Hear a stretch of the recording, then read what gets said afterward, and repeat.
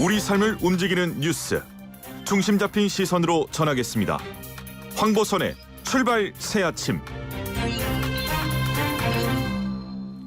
네, 왕출수의 사업 시작합니다. 주요 사건 사고 관련 판결에 맥을 짚는 사건, 그건 이렇습니다. 오늘도 역시 박성배 변호사 그리고 승재현 한국형사정책연구원 연구위원과 함께 하겠습니다. 두 분 안녕하십니까? 네, 안녕하십니까? 안녕하십니까? 자, 먼저 박성배 변호사님, 네. 그 친구를 폭행해서 숨지게 한 뒤에 시신을 유기했다. 20대 남성, 그 사건 기회부터 좀 정리해 주시죠. 23세 A씨와 22세 B씨의 범행이 친구 C씨와 마약성 진통제를 두고 다투던 지난해 7월 29일 시작됐습니다. 예. 이들이 모두 병원에서 진통제를 처방받아 가열한 후에 발생하는 연기를 흡입해 오곤 했는데 A씨는 C씨로부터 마약성 진통제를 쉽게 처방받을 수 있는 병원을 알려달라는 부탁을 받고 병원을 소개해 줍니다. 그런데 C씨가 이 병원에서 자주 진통제를 처방받는 것입니다. A씨와 B씨는 이 병원이 C씨가 자주 진통제를 처방받는 점을 수상하게 여겨서 더 이상은 진통제를 처방해주지 않을까 걱정을 하고 있었습니다. 그러다 사건 당일 A씨는 B씨, C씨와 함께 마약을 흡입하고 흥분한 상태에서 C씨가 진통제를 지나치게 자주 처방받는다는 이유로 말다툼을 시작합니다. 예. A씨가 말다툼 중에 C씨가 던진 가위에 발을 맞아 화가 나서 C씨의 뺨을 때리고 바닥에 주저앉힌 후 폭행을 시작합니다. 이 B씨에게는 결박 도구를 사달라고 요청하고요. A씨는 C씨에게 속옷을 제외한 옷을 모두 벗게 하고 양팔을 결박 도구로 결박한 후에 범행 도구로 C씨를 폭행합니다. B씨 역시 C씨의 어깨, 가슴 등을 주먹으로 수차례 때리고 C씨가 급기야 약 7시간에 걸친 폭행에 정신을 잃고 숨을 쉬지 못하자 A씨와 B씨는 인공호흡과 심장 압박을 시행했지만 C씨는 깨어나지 못합니다. 이 당시에 B씨는 A씨에게 119에 신고해야 하지 않느냐고 물었지만 A씨는 조금만 시간을 달라고 하면서 아무런 추가적인 조치를 취하지 않았고 B씨 역시 C씨를 방치합니다. C씨는 그렇게 병원에 가지 못한 채 사망하고 말고 A씨와 B씨는 친구 C씨를 살해한 뒤에 C씨를 훔친 여행용 가방에 넣어서 인적이 드문 섬으로 향했고 범행에 사용한 빗자루와 함께 가방을 컨테이너 뒤 공터에 유기하기에 이릅니다. 어허. 그런데 이런 사고를 저지른 다음에 승재현 의원님, 네네. 그 친구 옆에서 인증샷을 찍었는데 웃으면서 찍었다. 이것도 참- SNS에 올렸다. 네네. 맞습니까? 예, 맞습니다. 이게 참 어떻게 보면 정말 엽기적인 행동을 넘어서서 네. 인간의 존엄에 반하는 행동을 하는 건데요. 방금 변호사님이 말씀 주셨다시피 한 7시간 동안 폭행을 했고 이게 그 사인을 저희들이 좀 찾아보면 경질막 및 출혈이라 그래서 둔기예요. 둔기로 머리를 빵 이렇게 맞아가지고 사망에 이르게 됐는데 그러면 상태가 정말 안 좋았을 거잖아요. 예. 사실 그럼에도 불구하고 그러한 피투성이로 누워있는 C씨 옆에서 한쪽 눈을 윙크하면서 웃는 모습으로 인정샷을 찍었다. 제가 뭐 많은 사건들을 조금 이렇게 판례를 읽어보고 그 판례에 대해서 분석하지만 어제 이 방송을 위해서 1심과 2심 판결문 읽어보는데 예. 참 이렇게 숨이 쉬어지지 않고 가슴이 먹먹했다라는 말씀드리겠습니다. 이건 무슨 그냥 엽기적이라고 하기도 그렇고요. 또 예. 표현할 좀 말이 좀 떠오르질 않네요. 맞습니다. 자, 그럼 박 변호사님, 네. 이런 행동들 때문에 네. 뭐 이제 그 친구를 이렇게 폭행하고 또 뭐 쓰러진 그 친구를 또 뭐 구호하지도 않고 네네. 그다음에 또 유기한 여러 과정, 그다음에 또 SNS에서 찍은 인증샷 이거 네. 올린 거 이런 거 다 봤을 때 당연히 재판부에 영향을 미쳤겠죠, 이런 것들이. 당연히 영향을 미칩니다. 이 지난 7월 15일 2심 재판부가 이 예. C씨가 장기간에 걸쳐서 상당한 정신적, 육체적인 고통을 받으면서도 아무런 도움을 요청하지 못한 채 서서히 고통스럽게 사망했다고 판시하면서 1심이 A씨와 B씨에게 징역 18년과 10년을 선고한 바가 있는데 이 1심을 파기하고 네. 징역 30년, 20년을 선고했습니다. 이 재판부는 A씨와 B씨가 현재까지도 살인 범행의 고의를 부인하는 등 반성하지 않는 태도를 보이고 있다고 지적하는데 이 살인죄는 그 유형과 양태가 상당히 다양합니다. 이에 따라서 사건마다 형량에도 상당한 차이가 발생하게 되는데 1심은 이 사건을 단순히 말다툼 끝에 격분에 살인한 보통동기 살인 유형으로 파악을 한 것 같습니다. 그렇지만 네. 2심은 폭행의 시작은 말다툼일지라도 장기간에 걸친 반복된 폭행으로 사망에 이르게 한 살인죄만큼은 별다른 이유 없는 무작위 살인, 이른바 비난동기 살인 유형으로 파악을 한 것 같아요. 여기에 잔혹한 범행 수법에다 반성하지 않는 태도, 살인죄와 같은 중범죄의 경우에 반성하느냐 반성하지 않느냐는 형량에 큰 영향을 미칩니다. 이와 같은 가중 양형 요소를 고려하게 되면 비난 동기 살인은 징역 18년 이상, 무기징역 이상도 권고됩니다.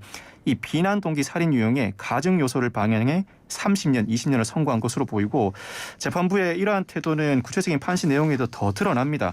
살인 범죄 잔혹성 등에 비춰 죄질이 매우 나쁘고 책임이 크다. 예. A씨 등은 폭행으로 돌이킬 수 없는 결과가 발생하기 전까지 적절한 구호 조치를 취해 최악을 막을 기회가 주어졌음에도 불구하고 오히려 피해자를 조롱하거나 추가 폭행했다며 죄의식을 찾아볼 수 없다고 양형 이유를 밝혔습니다. 예, 그 승재현 의원님 그러면 2심 재판이 뭐 제대로 재판을 했다. 뭐 저는 뭐 예. 지금 이 형도 낮다라고 저는 생각을 그렇습니까? 하는 사람이라서 사실 예. 검찰이 이 두 사람에게 구형했는 것은 A 씨에게는 무기징역, 예. B 씨에게는 30년을 구형했는데요. 저도 1심 판결을 보고 도대체 이게 뭐 18년 그다음에 징역 10년 나오는 게 이게 말이 되냐 싶었어요. 언제나 1심 법원에서 이야기하는 게 앞에서는 이런 이야기합니다. 인간의 생명이라는 것은 존귀한 가치를 침해하는 중대한 범죄를 저질렀다. 즉 생명이라는 존귀한 가치를 침해하는 중대한 범죄를 저질렀기 때문에 엄중한 처벌이 필요하다라고 이야기를 하면서 뒤에는 이 사람들이 뭐 전과가 없고 전과가 있더라도 동종 전과가 없다 이런 이야기를 하면서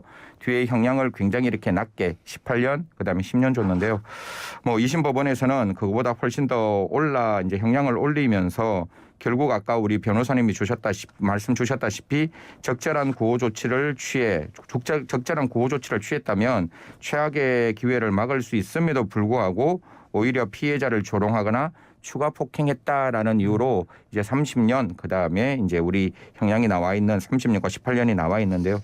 사실 이거보다 조금 더 이런 범죄에 대해서는 우리 법원도 좀 더 엄혹한 판단이 좀 필요한 거 아닌가 그런 생각을 합니다. 그래도 1심보다는 형이 올라왔다는 점에서 굉장히 고무적인 판결이라고 생각합니다. 예, 알겠습니다. 박 변호사님. 네네. 근데 이게 보니까 그 이쪽 피고인하고요. 네. 그다음에 검찰 쪽에서 이제 서로 항소를 한 쌍방 항소를 하지 않았습니까? 네. 근데 보통 이렇게 피고인이 이제 맞서서 항소를 하는 경우는 네.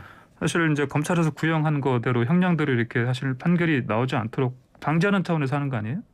피고인은 예. 그 살인 범행 자체도 부인을 하는 취지였던 것 같고 예. 그리고 1심 형량이 지나치게 과중하다는 이유로 항소를 한 것으로 보입니다. 그렇습니다. 전략적인 차원에서 그렇죠. 그거 아니고요? 예, 예. 그 전략적인 차원도 고려해 볼직하지만 네. 살인의 고의가 부정될 수도 있는 사안이다.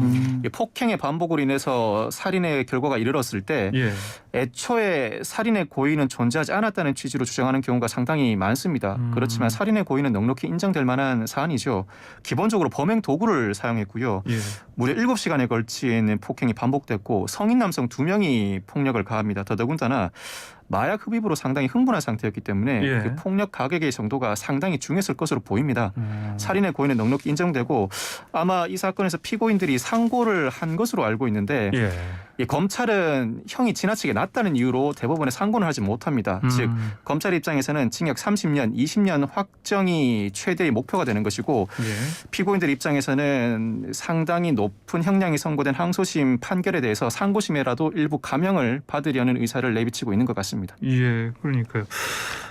제가 그런 질문을 왜 드렸냐면 보통 쌍방항소할 때는 그렇더라도 이렇게까지 1심과 2심 사이에 그 선고 형량이 큰 차이 나는 경우가 많지 않았던 것 같아가지고 그런 질문을 드렸는데, 자 그러면 승재현 의원님, 네네. 그 경찰 조사 보니까 친구를 살해한 뒤에 그 모친한테 네네.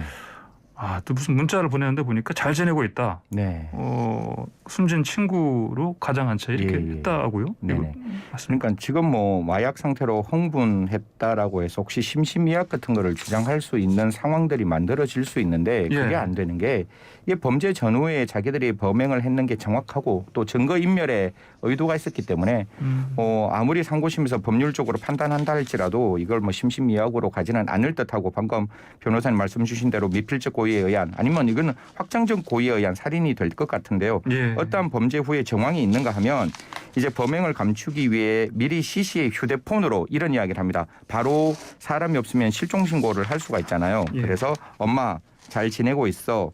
오늘은 밤낮이 바뀌어서 바로 잠들 것 같아. 라는 문자를 모친에게 전송함으로써 지금 이 순간 나는 잘 있다라는 그 피해자의 알리바이를 문자로 어머니에게 보냅니다. 아이고, 또 그리고 또 보니까 수사 시작되니까 완전히 무슨 뭐 영화에서처럼 예, 헤어스타일 바꾸고 옷차림 바꾸고 그랬다면서요? 예.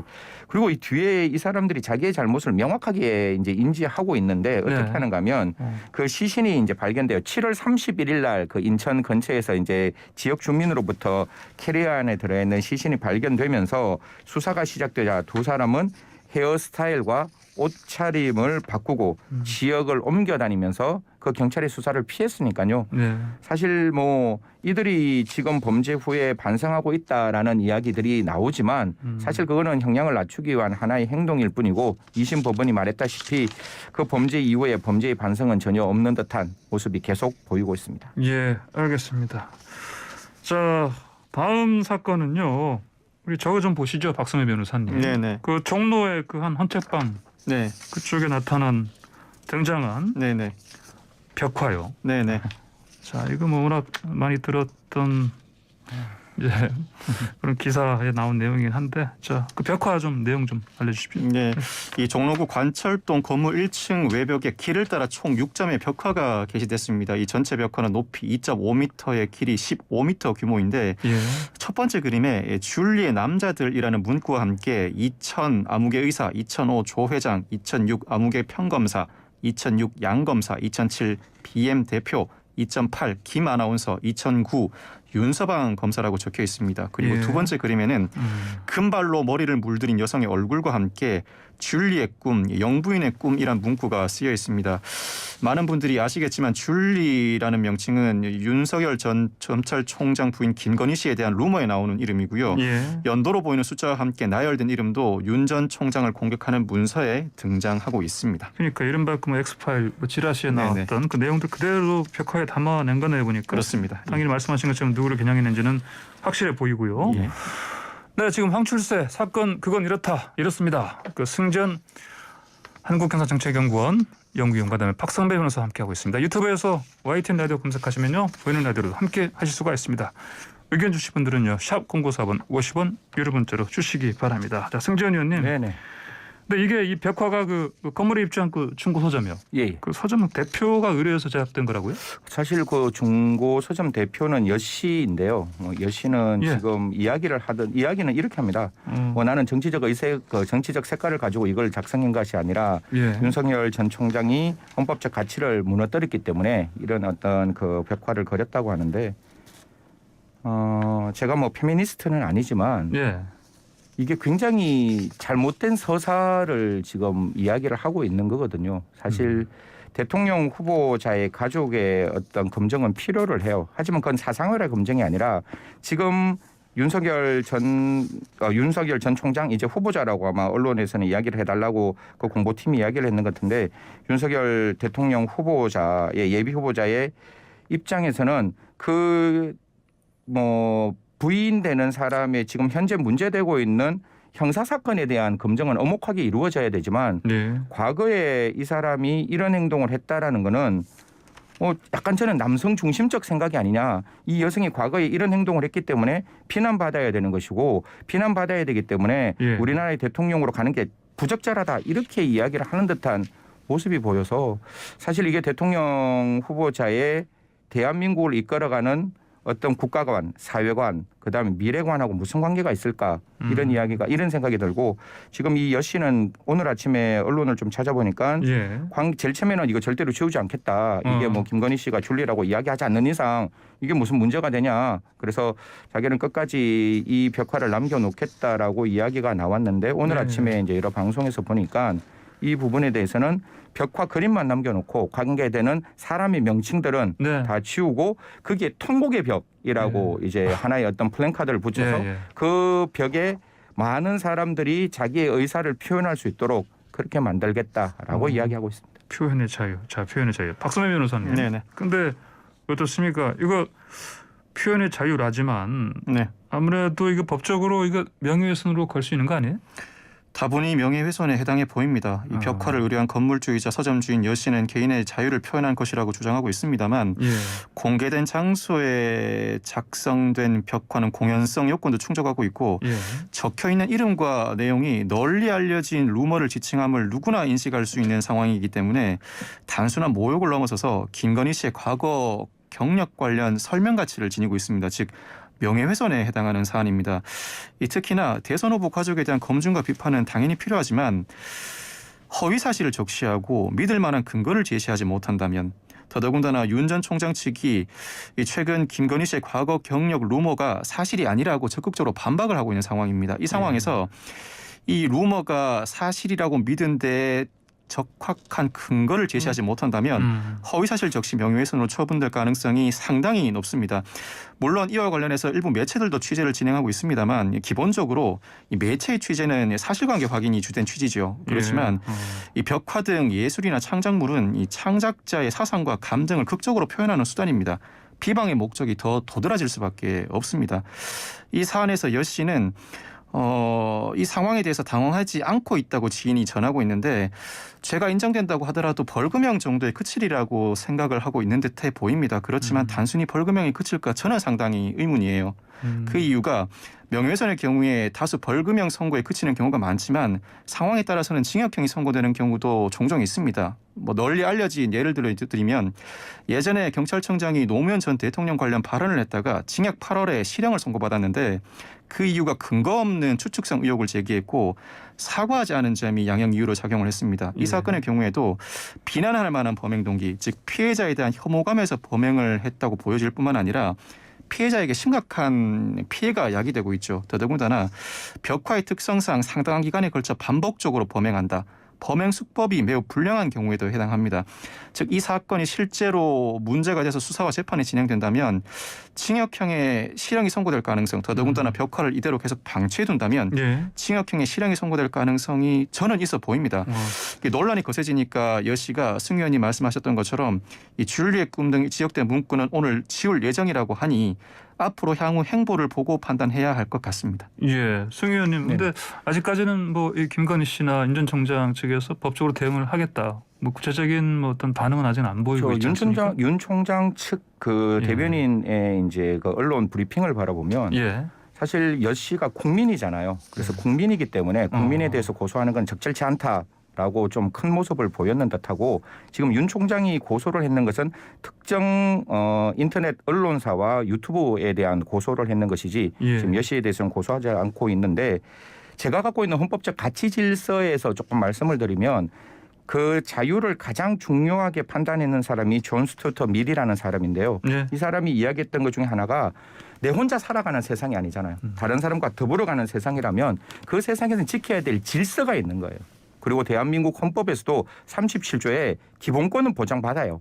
표현의 자유는 보장받는데 그게 정말 사회 질서에 반한다면 그 기본권은 제한할 수 있는 것이고 그 제한하는 게 우리 형법상 명예훼손이거든요. 그리고 헌법재판소에서 사실적시 명예훼손을 일단 합헌으로 봤어요. 그런데 이거는 사실도 아닐 뿐만 아니라 허위라고 지금까지 보일 수 있는 정황들이 많은 상황이잖아요. 그래서 이런 부분에 대해서는 표현의 자유가 매우 중요하다 할지라도 좀 이렇게 다른 형태로 자기 의사를 개인으로 표출해야지 그런 벽화 방금 변호사님 말씀 주신 대로 이게 한 번 공연성이 있는 게 아니라 그 벽화가 지워지지 않는까지 공연성이 지속적으로 계속 이루어지는 거잖아요. 제가 한마디에서 누구에게 비난하는 게 아니라 끝까지 그림으로 비난하는 거는 그 그림이 문자화될 수 있고 그게 사실 적시로 보일 수 있는 부분이 있다면 이런 부분은 앞으로 이건 여고 야고 떠나서 좀 이렇게 선한 플레이 좀 제대로 된 그 후보자의 국가관, 미래관, 사회관을 좀 우리가 추적하고 찾을 수 있는 검증이 필요하지 않을까 그렇게 생각합니다. 알겠습니다. 박 변호사님, 근데 이제 서울시에서 이거 뭐 철거할 수는 없죠? 강제로? 서울시에서 철거를 하지는 못합니다. 범죄가 성립한다고 하더라도 사유지의 벽화를 그린 것 자체로 재물손괴 등에 해당하지 않을 뿐만 아니라 국가기관이 나서서 강제로 철거할 수 있는 행정적 조치 법적 권한은 없는 상황입니다. 예, 알겠습니다. 오늘 두 말씀 여기까지 듣겠습니다. 감사합니다. 고맙습니다. 네, 지금까지 승재현 의원 그리고 박승배 변호사와 함께했습니다.